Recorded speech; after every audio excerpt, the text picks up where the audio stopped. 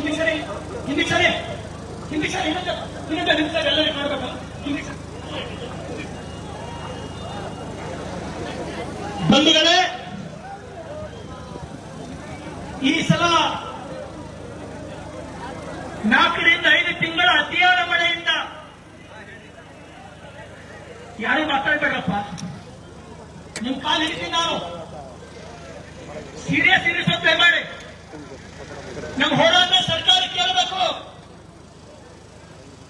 ಸುಮಾರು 4 ತಿಂಗಳಿಂದ 5 ತಿಂಗಳ ತನಕ ಧಾರಾಕಾರ ಮಳೆ ಬಂತು. ನಾವ್ಯಾರು ಇಲ್ಲಿ ತನಕ ಅಂತ ಮಳೆ ನೋಡಲೇ ಇಲ್ಲ ನಮ್ಮ ಬದುಕಿನೊಳಗ. ಪರಿಸ್ಥಿತಿ ಏನಾಯ್ತು? ನಾವೆಲ್ಲ ಬಡ ರೈತರು.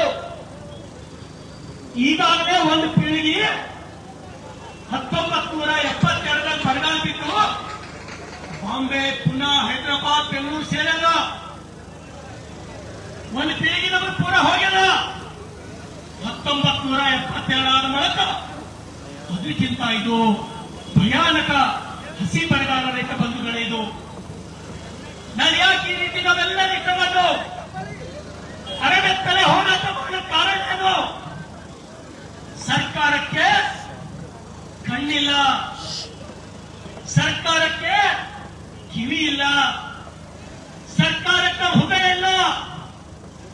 ಸರ್ಕಾರದಲ್ಲಿರ್ತಕ್ಕಂಥ ಮಂತ್ರಿಗಳು ಅವ್ರು ಯಾರು? ಬಹುತೇಕ ಪಾಲು ರೈತರ ಮಕ್ಕಳಲ್ಲ.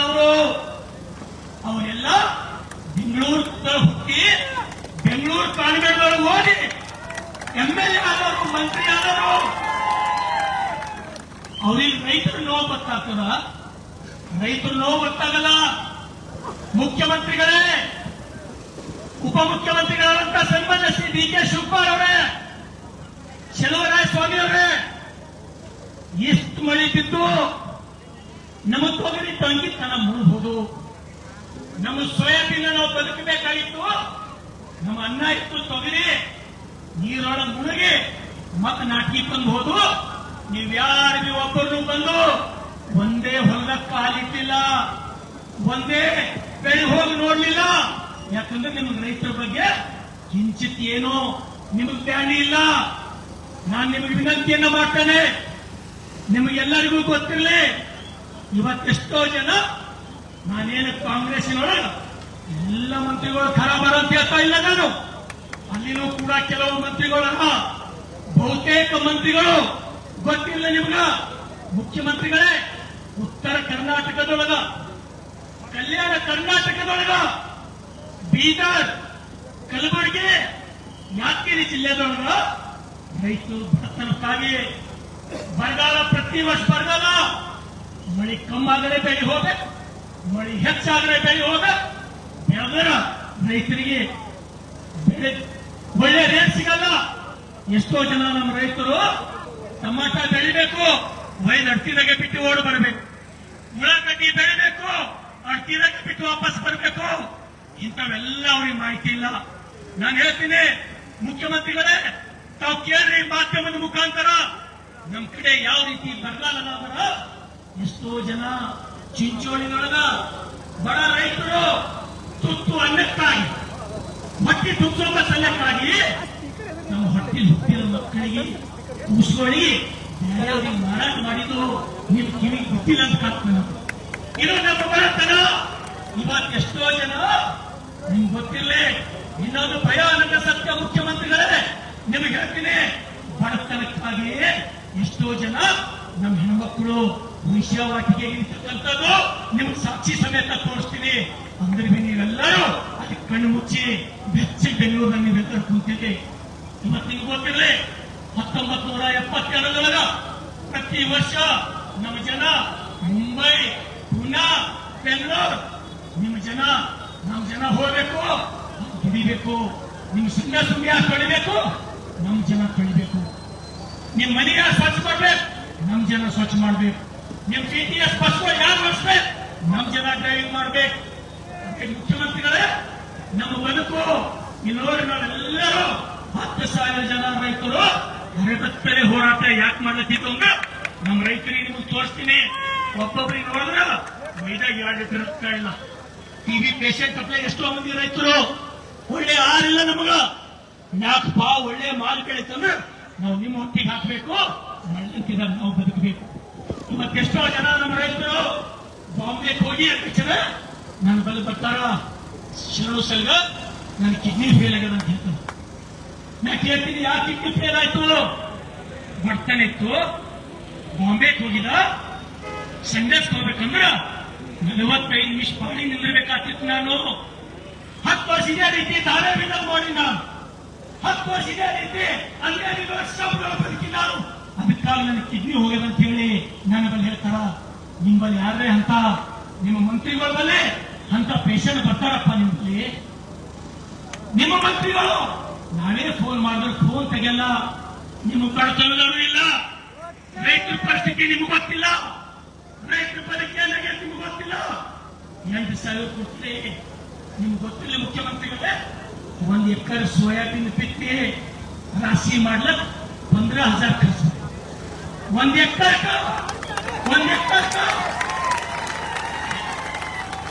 ಹೊಡಿಸ್ಬೇಕು. ರೈತರು ಹೊಟ್ಟೆ ತುಂಬುವ ಸಲುವಾಗಿ ದನ ಕರುಗಳು ಇದಕ್ಕೆ ನೀವು ಹೊಣೆಯಲ್ಲ ಮುಖ್ಯಮಂತ್ರಿಗಳೇ. ಇದಕ್ಕೆ ನೀವು ಪರಿಹಾರ ಕೊಡ್ಬೇಕಲ್ಲ. ಎತ್ತುಗಳಿಲ್ಲ, ಆಕಳಿಲ್ಲ, ಮುಂದಿನ ಪೀಳಿಗೆಗೆ ಬದುಕಬೇಕು. ನಮ್ಮಲ್ಲಿ ಬೇಗ ಶಿಕ್ಷಣ ತಿನ್ನಬೇಕಾದ ಒಕ್ಕತನ ಮಾಡಕ ಯಾರ ಬಳಿಗೆ ಎತ್ತುಗಳಿಲ್ಲ, ಬೆಳೆ ಇಲ್ಲ.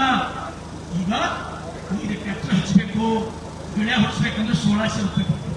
1 ಎಕರೆ ರೂಟ್ ಹಚ್ಚಬೇಕಂದ್ರೆ 800 ರೂಪಾಯಿ ಬೇಕು, 1200 ರೂಪಾಯಿ ಬೇಕು. ಎಲ್ಲ ತೆಗೆದ್ರ 1 ಎಕರೆ ಖರ್ಚು 15,000. ಹೆಂಗ ಬರಬೇಕು ರೈತರು? ಒಬ್ಬರಿಂದ ನಿಮಗೆ ಕಾಸಿಲ್ಲ. ಉತ್ತರ ಕರ್ನಾಟಕದ ರೈತರು, ಬೀದರ್ ಕಲಬುರಗಿ ಯಾಕೆ ಜಿಲ್ಲೆ ರೈತರು ಏನ್ ಪರಿಸ್ಥಿತಿ ನಡೆದ ಅಂತ ಹೇಳಿ ಇವತ್ತು ನಾನು ಅರೆಬತ್ತಲೆ ಹೋರಾಟ ಮಾಡಿ ನನ್ನ ಮೈ ತುಂಬಾ ಕಲಿ ಬರಲ್ಲ. ನಾನು ಹೊಡ್ಸೋಣಿನಿ. ನನಗೇನು ಪರವಾಗಿಲ್ಲ. ಇಂಥ ನೋವು ಪ್ರತಿಯೊಬ್ಬ ರೈತರಿಗೆ ಅನೇಕ ಜನ मला माहित आहे.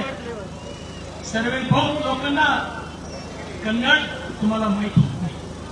कन्नड कळत नाही तुम्हाला. तरी पण मी मला माहित आहे तुम्ही किती अवघड मध्ये आहे. तुम्हाला किती संकट आहे मला कळत आहे. शेतकरी बांधवांनो काही चिंता करू नका. मुख्यमंत्री तुमचा परिहार करू दे न करू दे तुमचा मुलगा तुमचा सेवक शरणू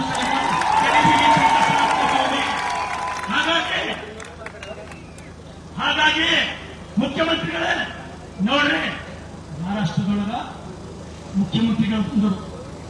ಮರಾಠವಾಡ ಎಲ್ಲ ಕಡೆ ಓಡಾಡಿದ್ರು, ಬಂದರು. ಎಷ್ಟು ಕೊಟ್ಟರು ರೈತರ ಪರಿಹಾರ? ದೇವೇಂದ್ರ ಫಡ್ನವೀಸ್ ಅವರು 32,628 ಕೋಟಿ ಮಹಾರಾಷ್ಟ್ರ ಸರ್ಕಾರ ಕೊಟ್ಟು ನಿಮಗೇನು ಗಾಡಿ ಬಂದರು? ನೀವೇನ್ ಮಾಡುತ್ತೀರಿ? ಶರೀ ಕಳಿಸ್ತೀರಿ. ನಮ್ಮ ಕಡೆಯಲ್ಲ ಶರೀ ಕೂಡ ರೈತರು ಸಾಯ್ಬೇಕು. ನಾನು ಕೇಳಲ್ಲ ನಮ್ಮ ಎಕ್ಸೈಸ್ ಅಧಿಕಾರಿಗಳಿಗೆ, ಶರೀ ಮಾಡಬೇಡ್ರು ಮಾರಾಯ, ನಮ್ಮ ಅಮಾಯಕ ರೈತರು ಕೂಡ ಸಾಯ್ಲತ್ತಾರ ಅಂದ್ರೆ ಎಕ್ಸೈಸ್ ದವ್ರು ಏನ್ ಹೇಳಿದ್ರು ಗೊತ್ತಾ? ಸರ್ ನಮ್ಮ ಕುಂಡಿ ಮೇಲೆ ಹೊಟ್ಟಿಲತ್ತಾರ, ಟಾರ್ಗೆಟ್ ಕೊಡ್ಲತ್ತಾರ, ಈಸ್ ಮಾರ್ಕೆಟ್ ಟ್ಯಾಕ್ಸ್ ಸರಿ ಅಂತ ಹೇಳಿ. ಮುಖ್ಯಮಂತ್ರಿಗಳೇ ನಮ್ಮಲ್ಲಿಂದ ಹಾಕೊಂಡು ನಾವು ನಿಮ್ಗೆ ಹಾಲು ಕೊಡ್ಲತ್ತೀವಿ, ನೀವು ನಮಗೆ ಶರೀರ ರೂಪದೊಳಗೆ ವಿಷ ಕೊಡ್ಲತ್ತೀವಿ. ನಾಚಿಕೆ ಆಗಬೇಕು ಈ ಸರ್ಕಾರಕ್ಕೆ, ನಾಚಿಕೆ ಆಗಬೇಕು. ಹಾಗಾಗಿ ಸಮಸ್ತ ರೈತ ಬಾಂಧವರಿಗೆ ದಯಮಾಡಿ ಈ ಸರ್ಕಾರದಿಂದ ಅದು ಎಷ್ಟೇ ಕಷ್ಟ ಆಗಲಿ, ನಮಗೆ ಎಷ್ಟೇ ಹಾನಿಯಾಗಲಿ, ಇವತ್ತು ಮುಖ್ಯಮಂತ್ರಿಗಳೇ ನೀವು ಒಂದು ವೇಳೆ ನಮ್ಮ ಪ್ರತಿಭಟನೆ ನೋಡಿ, ನಮ್ಮ ರೈತರಿಗೆ ಒಂದು ವೇಳೆ ನ್ಯಾಯ ಕೊಟ್ಟಿಲ್ಲ ಅಂತ ನಿಮ್ಗೆ ಗೊತ್ತಿರಲಿ. ಈಗಾಗಲೇ ನಿಮ್ಮ ಸರ್ಕಾರದ ಅನೇಕ ಹಿರಿಯರು ನಿಮಗೆ ತಿರುಗಿದ್ದಾರೆ. ಬಸವರಾಜ ರೆಡ್ಡಿ ಅವ್ರು ಏನ್ ಹೇಳ್ತಾರೆ ಗೊತ್ತಾ? ಮುಖ್ಯಮಂತ್ರಿಗಳ ಆರ್ಥಿಕ ಸಲಹೆಗಾರರು ಜನ ಕೇಳ್ತಾರೆ ಅವರಿಗೆ, ನಮ್ಮ ಊರಿಗೆ ರೋಡ್ ಇಲ್ಲ, ನಿಮ್ಗೆ ರೋಡ್ ಬೇಕು, ಏನ್ ಗ್ಯಾರಂಟಿ ಬೇಕು ಒಂದು ಹೇಳ್ರಿ ಹೇಳತ್ತಾರ ಅವರು. ಈ ದೇಶದೊಳಗ ಅತ್ಯಂತ ಭ್ರಷ್ಟ ಸರ್ಕಾರ ಯಾವ್ದದ ಅಂದ್ರೆ ಅದು ಕಾಂಗ್ರೆಸ್ ಅಂತ ಹೇಳಿ ಬಸವರಾಜ ರೆಡ್ಡಿ ಹೇಳ್ತಾರೆ. BR ಪಾಟೀಲ್ ಅವ್ರು ನಿಮಗೆ ತಿರುಗಿದ್ದಾರ. ಹೋಮ್ ಮಿನಿಸ್ಟರ್ ಪರಮೇಶ್ವರ್ ಅವರು ಹೇಳಾರ, ಮುಖ್ಯಮಂತ್ರಿ ಖಾಲಿ ಅದ ಏನೂ ಇಲ್ಲ ಅಂತ ಹೇಳಿ. ಪರಿಸ್ಥಿತಿ ಎಲ್ಲಿ ಬಂದು ನಮಗ ಜನರು ನಮ್ಮ ರೈತರ ಮಕ್ಕಳು ಹಾಸ್ಟೆಲ್ ಒಳಗೆ ಅಡ್ಮಿಷನ್ ಮಾಡಬೇಕಂದ್ರೆ ಎಲ್ಲರೂ ಲಕ್ಷ ಕೇಳಿ ಕಾಂಗ್ರೆಸ್ ಸರ್ಕಾರ ಪರಿಸ್ಥಿತಿ ಎಲ್ಲಿ ಬಂದರು. ನಮ್ಮನ್ನು ಒಂದು ಹಾಸ್ಟೆಲ್ ನಾನೇ ಹೋಗಿದ್ದ ಆ ಹಾಸ್ಟೆಲ್ ಸೂಪರಿಂಟ್ ಏನಂತ ಬಂಧುಗಳೇ, ಶರಣು ಸಲಗ ನೀನಕ್ಕಿಂತ ಮೊದಲೇ ವೇಟಿಂಗ್ ಲಿಸ್ಟ್ ದಾಗ ಹಾಸ್ಟೆಲ್ ಅಡ್ಮಿಷನ್ ಈ ಎಲ್ಲ ಸಚಿವರಿಗೆ ನಿಮಗೆ ಗೊತ್ತಿರಲಿ, ದಯಮಾಡಿ ಇವತ್ತು ಅಥವಾ ನಾಳೆಗೆ ನಾನೆಲ್ಲರಿಗೆ ಬಸವ ಕಲ್ಯಾಣ ಯೋಜನೆಯಿಂದ ಭಾರತೀಯ ಜನತಾ ಪಾರ್ಟಿಯಿಂದ ಸರ್ಕಾರಕ್ಕೆ ನಾನು ಎಚ್ಚರಿಕೆ ಕೊಡ್ತೇನೆ. ನೀವು ಆದಷ್ಟು ಶೀಘ್ರದಲ್ಲಿ ತಾವು ಮಹಾರಾಷ್ಟ್ರ ಮಾದರಿಯೊಳಗ ನಮಗೆ ಪರಿಹಾರ ಕೊಡಲೇಬೇಕು. ನಮ್ಮ ರೈತರ ಸಾಲ ಮನ್ನಾ ಮಾಡಬೇಕು. ನಮ್ಮ ರೈತರ ಸಾಲ 2 ನಿಮಿಷಪ್ಪ. ನಾನು ಮುಖ್ಯಮಂತ್ರಿಗಳೇ, ನೀವೆಲ್ಲ ಕಡೆ ಹೇಳ್ತೀರಿ ನಾನು ರೈತನ ಮಗ, ನಾನು ಬಡತನದೊಳಗೆ ಬಂದೇನೆ, ನನಗಂತ ಬಡತನದ. ಹೌದು, ನೀವು ಬಡವರ ಮಗ ಇದ್ದರೆ ನಾನು ಒಪ್ತೀನಿ. ಅನೇಕ ನಿಮ್ಮ ಸಚಿವರು ಅವ್ರಿಗೆ ಗೊತ್ತಿಲ್ಲ, ಹೊಲ ಗೊತ್ತಿಲ್ಲ, ನೆಲ ಗೊತ್ತಿಲ್ಲ, ಬಡವರ ಕಷ್ಟ ಗೊತ್ತಿಲ್ಲ, ರೈತರ ಕಷ್ಟ ಗೊತ್ತಿಲ್ಲ.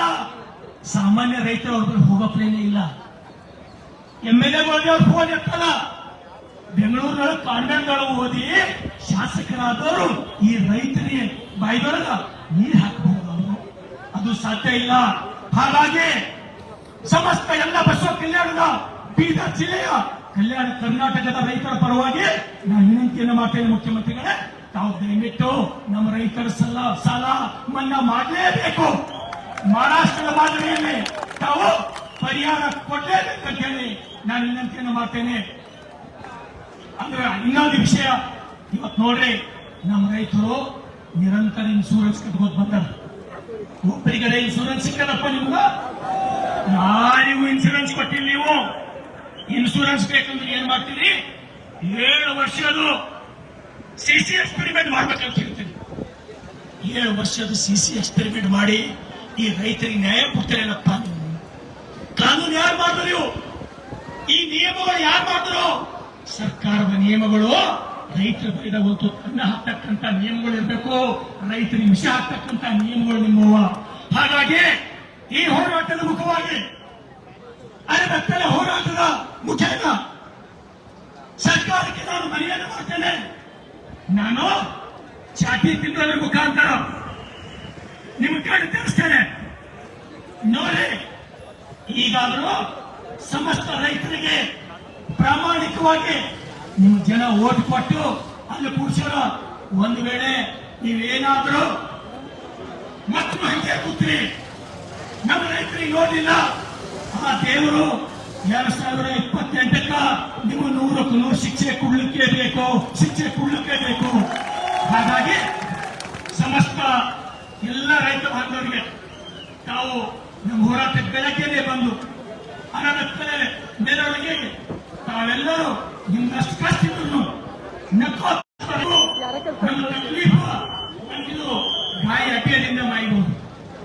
ನನ್ನ ಗಾಯ ಯಾರದಿಂದ ಮಾಯ್ತದ, ಆದ್ರೆ ನಮ್ಮ ರೈತರಿಗೆ ಏನು ಗಾಯ ಬಿದ್ದವಲ್ಲ ಮಾಯ್ಲಕ್ ಸಾಧ್ಯನೇ ಇಲ್ಲ. ಅಂತ ಗಾಯಗಳು ನಮ್ಮ ರೈತರಿಗವ. ಅದಕ್ಕಾಗಿ ಮುಖ್ಯಮಂತ್ರಿಗಳೇ ಈಗಿನ ಕಾಲ ಕೆಟ್ಟಿಲ್ಲ. ಒಂದು ಸಲ ಬರ್ರಿ, 8 ದಿವಸ ಟೈಮ್ ಕೊಡ್ರಿ. ಬೀದರ್, ಕಲಬುರಗಿ, ಯಾದಗಿರಿ ಜಿಲ್ಲಾ ಸಲ ಇಲ್ಲೇ ಠಿಕಾಣಿ ಹೊಡ್ರಿ. ನೋಡ್ರಿ ಪರಿಸ್ಥಿತಿ ಏನಾಗ್ಯದ. ಯಾವ ರೀತಿ ಮಹಾರಾಷ್ಟ್ರ 32,000 ಕೋಟಿ ಕೊಟ್ಟದಪ್ಪ, ಅದೇ ರೀತಿ ಕೊಡ್ರಿ ಅಂತ ಹೇಳಿ ಕೈ ಜೋಡಿಸಿ ವಿನಂತಿ ಮಾಡೋ ಸಲಕ ಈ ಹೋರಾಟ ನಾನು ಕರ್ತೇನೆ. ಹಾಗಾಗಿ ಮತ್ತೊಮ್ಮೆ ನನಗೆ ವಿಶ್ವಾಸ ಇದೆ, 100ಕ್ಕೆ 100 ನಮ್ಮ ಹೋರಾಟ ಮುಖ್ಯಮಂತ್ರಿಗಳ ಕಿವಿ ಮೂಡ್ತದ, ಉಪಮುಖ್ಯಮಂತ್ರಿಗಳ ಕಿವಿ ಮೂಡ್ತದ, ನಮ್ಮ ಹೋರಾಟ ಯಶಸ್ವಿ ಆಗ್ತದೆ ಅಂತ ಹೇಳಿ ಮತ್ತೊಮ್ಮೆ ತಮ್ಮೆಲ್ಲರಿಗೆ ಅದಕ್ಕ ದಯಮಾಡಿ ನೀವೆಲ್ಲರಿಗೂ ಕೈ ಮುಗಿತೀನಿ. ನಾನು ಧನ್ಯವಾದ. ಎಲ್ಲರೂ ದಯಮಾಡಿ ಬೆಳಗ್ಗೆ ಯಾರು ಊಟ ಮಾಡಲಾದೆ ಬಂದಿರಿ, ದಯಮಾಡಿ ಅಕ್ಕ ಮಾದೇವಿ ದಂಡಿಗೆ ನಾವು ತಹಸೀಲ್ದಾರಿಗೆ ಮನವಿ ಸಲ್ಲಿಸ್ತೀವಿ. ಮನವಿ ಸಲ್ಲಿಸೋಕ್ಕಿಂತ 2 ನಿಮಿಷ ಮಾಧವ ಹಸುದೇವರು ಮಾತಾಡ್ತಾರ, ನಾ ಮನವಿ ಕೊಡ್ತೀವಿ.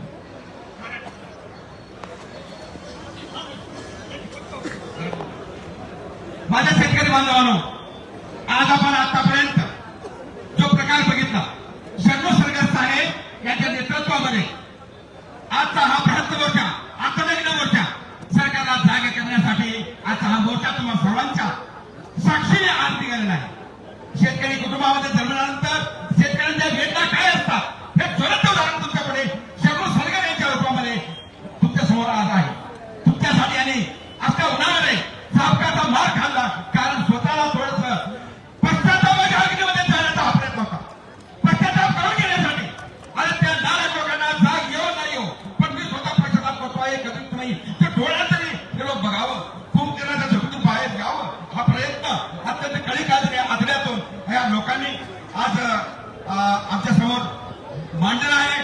सरकारी आपल्या जागावर महाराष्ट्रामध्ये जे काही पर्याय दिलं जात आहे याच्या तुलनात्मक थोडं तरी माणुसकीच्या दृष्टिकोनातून तुम्ही काय काय आम्ही लोकांना दाखवून सत्तेमध्ये आलात हे सगळ्या लोकांना माहित आहे. आता काळाबाजार करून तुम्ही आज काय काय करताय? अरे ज्या माणसाला लाज लज्जा शरम जर असते तर इतक्या शिवाय खाऊन 8 वर्षामध्ये शिवाय खाऊन तुम्ही सत्ता सोडली असते. पण तुमच्यासारख्या निर्लज्ज बेशरम माणसं तुम्हीच आहात हे सिद्ध करून दिलं आहे. तरी कमीत कमी या जगाचा पोशिंदा, तुमच्या सर्वांचा पोट भरणारा पोशिंदा आज दुःखात आहे. त्यासाठी तुमचे डोळे उघडावेत असा हा प्रयत्न आजच्या या बृहत् मोर्चातून झालाय. आमचे तुमचे सर्वांचे लाडके नेते, या बसवकल्यांचे भाग्य विधाते शरणू सरगर साहेब व जिल्ह्याचे अध्यक्ष सोमनाथ पाटील आजच्या या मोर्चामध्ये सामील होऊन काय अत्यंत कळी काळजीने मोर्चा संपन्न केला. तुम्ही सर्व आलात, तुम्हाला सर्वांना तुम्ही सर्वजण इथं आलात आणि राज्यातून आमचे आदरणीय श्री येडियुरप्पाजी माजी मुख्यमंत्री हे किसान नेते म्हणून ओळखले जातात.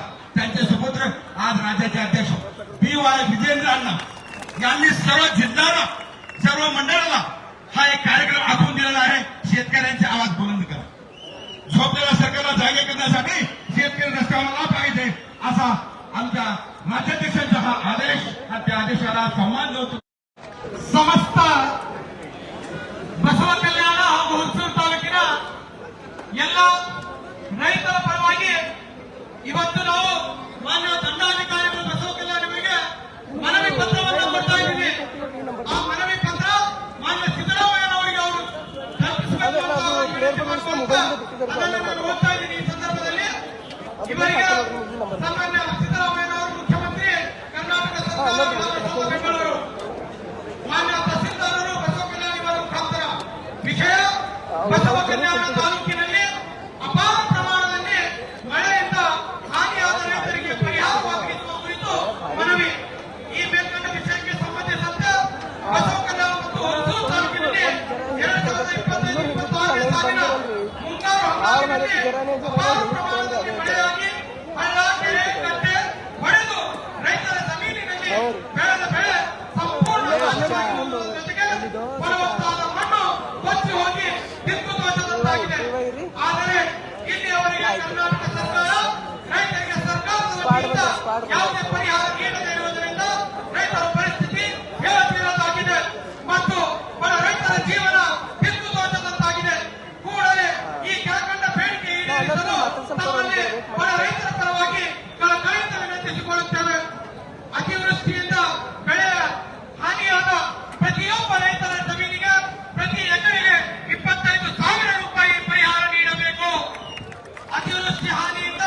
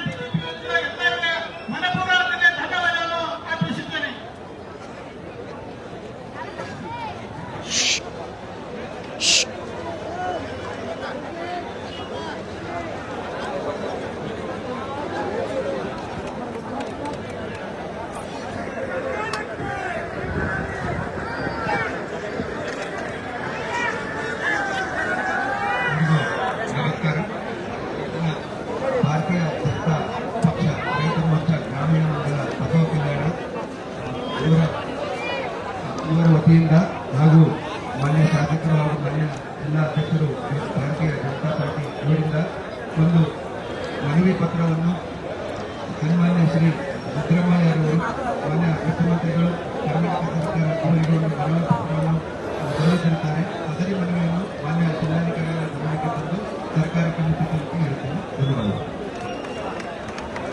ದಯವಿಟ್ಟು ಬಂದಿದ್ದ ಎಲ್ಲರೂ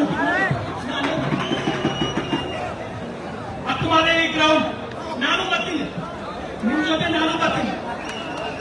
ಊಟ ಆದ ಬಳಿಕ ಹಿಂಗೆ ಹಬ್ಬ ಬಂದವೆಲ್ಲರೂ ಊಟ ಆಗೋ ತನಕ ಇಲ್ಲ. ಡಿಜೆ ಮುಂದಕ್ಕೆ ತೀರ್ಸಪ್ಪ, ಡಿಜೆ ಹಾಕೊಂಡು ತಗೋರಪ್ಪ. ಎಲ್ಲರೂ ಗಂಗೆ ಮಾಡಿ ಊಟಕ್ಕೆ ನಡ್ರಿ.